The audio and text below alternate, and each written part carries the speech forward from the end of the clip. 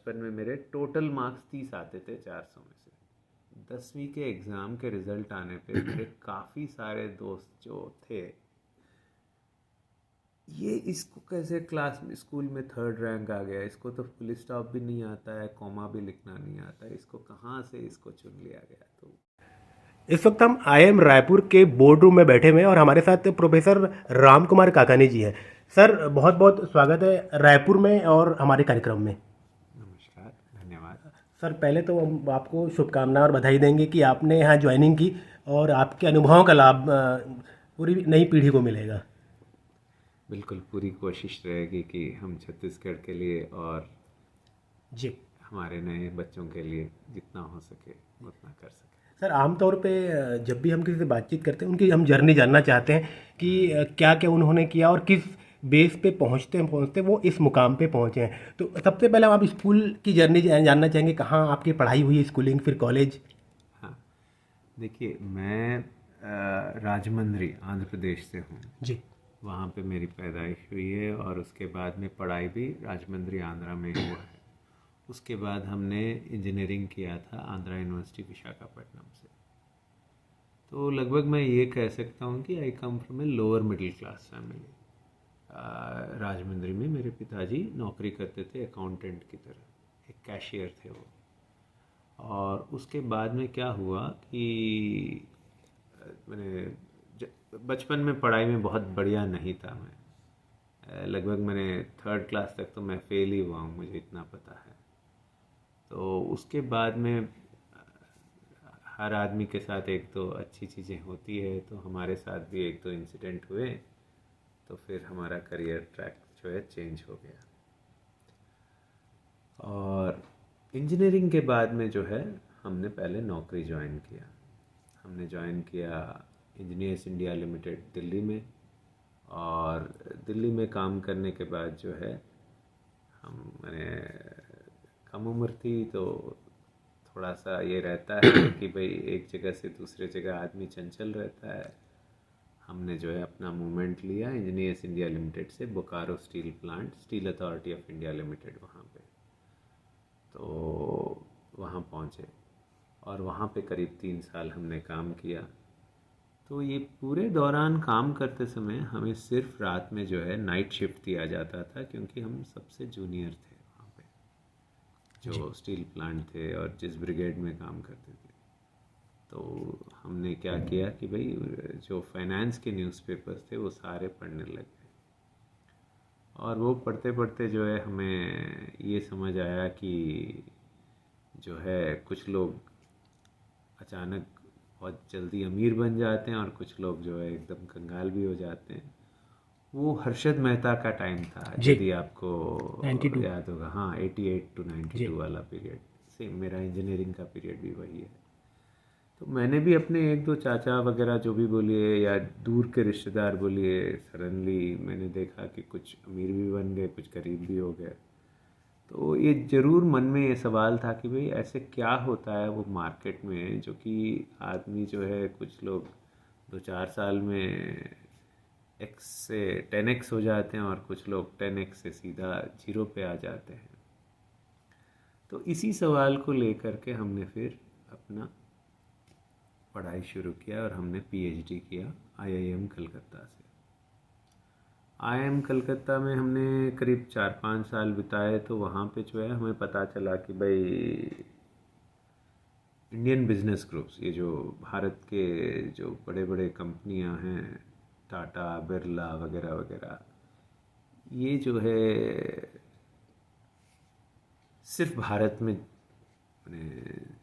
हैं।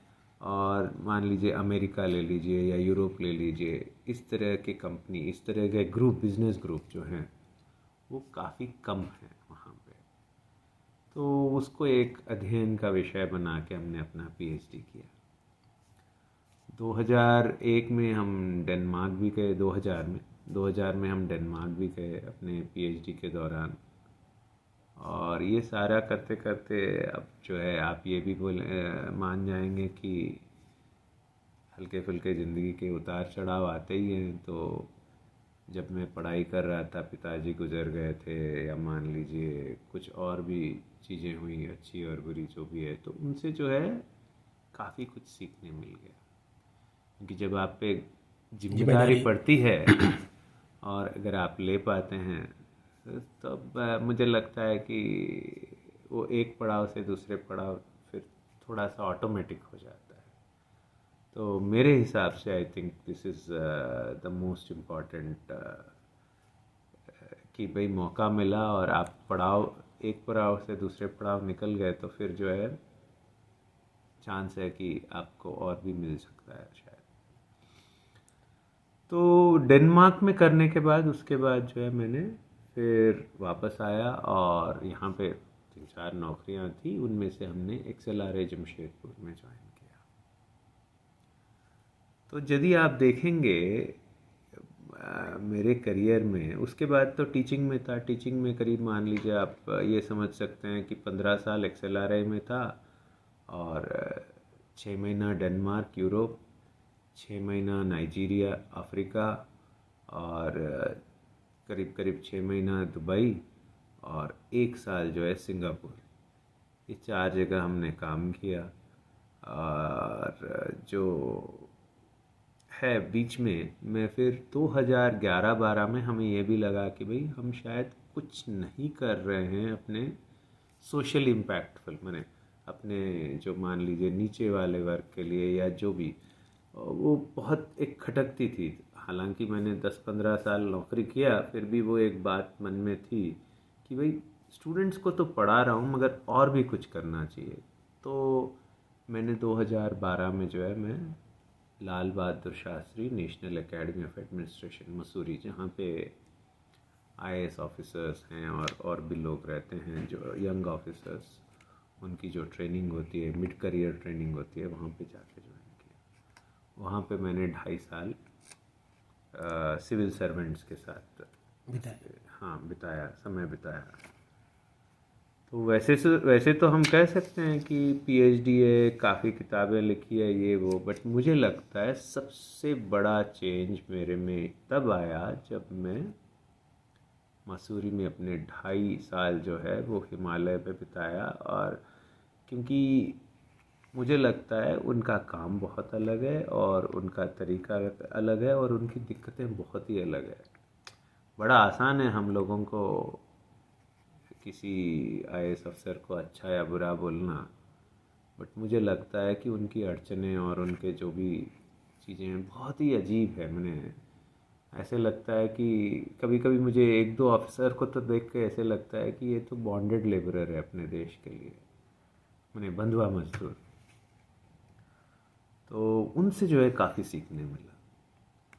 और फिर अपने हम भी सीख लिए थोड़ा बहुत लीडरशिप बोलिए। और एक अच्छी चीज़ ये है कि हमने कभी भी कोई नई चीज़ को ना नहीं बोला। अगर आप हमारा करियर रिकॉर्ड देखेंगे, कोई भी चीज़ जैसे कोई आके बोलता है कि चलो ये करते हैं, हमने बोला चलिए ये कर लेते हैं, चलो ये करते हैं, हाँ भाई कोशिश करते हैं। तो यदि आप देखेंगे शुरू में मैं केमिकल इंजीनियर हूँ, क्या पढ़ाया भाई, फाइनेंस पढ़ाया, और उसके बाद स्ट्रैटेजी पढ़ाया, और उसके बाद पब्लिक एडमिनिस्ट्रेशन में लीडरशिप पढ़ाया मैंने। तो एक जो है हर एक से लेके दूसरा, दूसरा से लेके तीसरा, कोई भी नई चीज़ रहती है जहाँ सीखने का मौका मिलता है, तो वो हमने उसको चुना।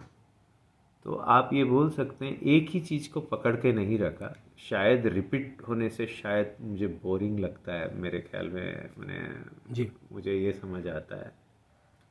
बट आई फील यही सब चीज़ करते करते आ गया आज यहाँ पे। और यहाँ XLRA में काम करने के बाद फिर मैं IIM कोझिकोड में 3 साल, लगभग 3 साल काम किया। अभी छुट्टी पे आया हूँ यहाँ पे, on deputation you can say. अच्छा, आपकी जो बातचीत में मुझे कहीं रिजेक्शन वाली बात कहीं नज़र नहीं आ रही। और ऐसा कहीं ऐसा होता नहीं, कोई भी व्यक्ति जब आगे बढ़ता है तो कहीं न कहीं उनको कभी वो फेलियर भी होता है, कुछ चुनौतियाँ भी होती हैं। तो ऐसा कुछ हो तो शेयर कीजिए प्लीज़।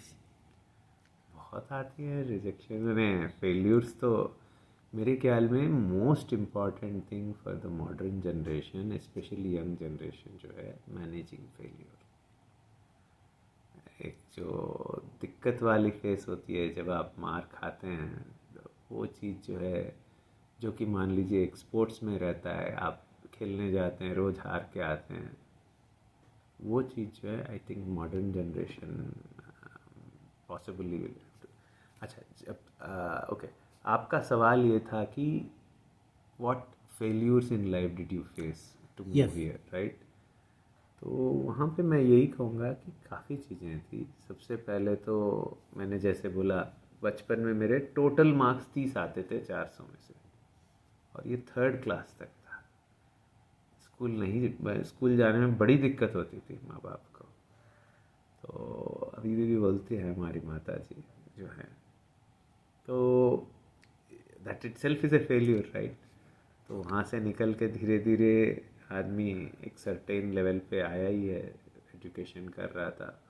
उसके बाद में मुझे अभी भी याद है, 10वीं के एग्ज़ाम के रिज़ल्ट आने पे मेरे काफ़ी सारे दोस्त जो थे, होता है ना, स्कूल है और कुछ बच्चे रहते हैं, तो ये इसको कैसे क्लास में स्कूल में थर्ड रैंक आ गया, इसको तो फुल स्टॉप भी नहीं आता है, कॉमा भी लिखना नहीं आता है, इसको कहाँ से इसको चुन लिया गया। तो मैंने काफ़ी लोग काफ़ी चीज़ बोलते थे, और मैं भी यही बोलता था, हाँ यार किस्मत से हो गई बातचीत।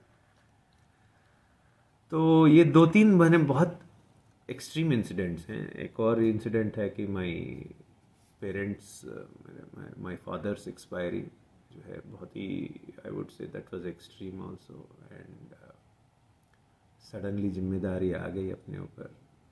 तो उस समय तो मैंने मेरे ख्याल में ज़िंदगी में पहली बार कर्ज भी लिया किसी तरीके से घर चलाने को, और भी चीज़ें एक दो मैंने करना पड़ा, बट वहाँ से भी निकल गए। फिर एक छोटी बहन की जिम्मेदारी आई तो उनको भी मैंने निभा लिया, और बढ़िया से मैंने वो अच्छा कर रही हैं मेरे ख्याल में। यही सब।